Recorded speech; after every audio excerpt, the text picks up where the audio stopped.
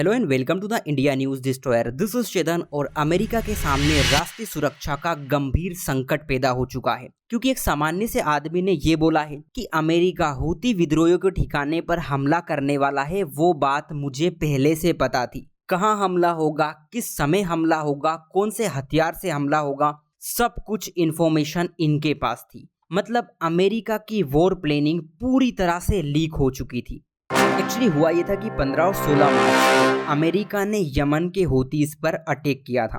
Houthi विद्रोही के बारे में आप जानते होंगे, अमेरिका को अपना दुश्मन मानता है और जब से इजराइल हमास वॉर शुरू हुई है, ये कभी मिडिल ईस्ट में अमेरिका के ठिकानों पर हमला करते हैं, ये कभी इजराइल पर हमला करते हैं और अंतर्राष्ट्रीय शिपिंग रूट पर काफी तहलका मचा रहे हैं। लेकिन जिस व्यक्ति ने ये बात बोली है उनका नाम जेफरी गोल्डबर्ग है और इनको ये बात हमले के 2 से 3 दिन पहले ही पता चल चुकी थी। जेफरी गोल्डबर्ग का सुरक्षा से कोई लेना देना नहीं है।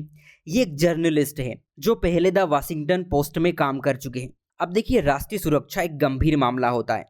सरकार इसमें हर किसी को इन्वॉल्व नहीं करती और जब बात हमले की हो, जब बात वॉर प्लानिंग की हो, तो इसमें रिस्क नहीं ली जाती, क्योंकि अगर वॉर प्लानिंग के बारे में हर किसी को पता लग जाए तो ये तो फिर आबेल मुझे मार वाली कंडीशन बन जाती है। जैसे अगर हूती विद्रोही को ये बात पता चलती कि अमेरिका इन पर हमला करने वाला है तो हूती विद्रोही सतर्क हो जाते। उल्टा ऐसा हो सकता था कि ये अमेरिका की यूनिट पर ही हमला कर दे। इससे अमेरिका की वॉर प्लानिंग फेल हो जाती, दुनिया में अमेरिका की इज्जत खतरे में पड़ जाती। हूती विद्रोही सीना तान के चलते कि ये देखो, हमने तो अमेरिका के प्लान को फेल कर दिया। लेकिन सवाल ये कि आखिर ये सब हो कैसे गया।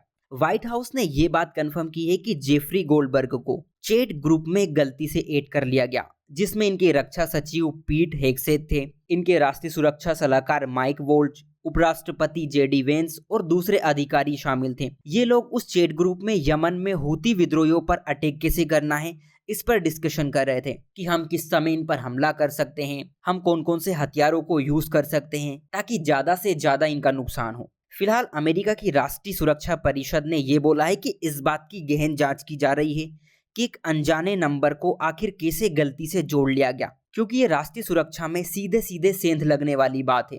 देखो, इससे ये बात और पता चलती है कि अमेरिका की सीक्रेट मिलिट्री इंफॉर्मेशन लीक हुई है, इनका सेंसिटिव ऑपरेशन डेटा ब्रीच हुआ है। सरकारी रिकॉर्ड के मेंटेनेंस पर भी कई सारे सवाल खड़े होते हैं, क्योंकि इनके सुरक्षा सलाहकार ने कुछ चैट्स को ऑटो डिलीट मोड पर रख दिया था, जिसका मकसद था सरकारी रिकॉर्ड को नष्ट करना, उन्हें गायब करना, जबकि अमेरिका के फेडरल रिकॉर्ड को प्रिजर्व किया जाना चाहिए, ना कि डिलीट। डोनाल्ड ट्रंप इस पर यह बोल रहे हैं कि मुझे इसके बारे में खबर नहीं है, लेकिन मुझे मेरी टीम पर पूरा भरोसा है कि किसी भी तरह का कोई भी डेटा लीक नहीं हुआ है। लेकिन सच तो सच है, आपकी सीक्रेट इन्फॉर्मेशन भी लीक हुई है और आप बोल रहे हैं कि ऐसा कुछ भी नहीं हुआ है। गालिब मन बहलाने का ये ख्याल अच्छा है। सो आज के लिए इतना ही। Take care and thank you.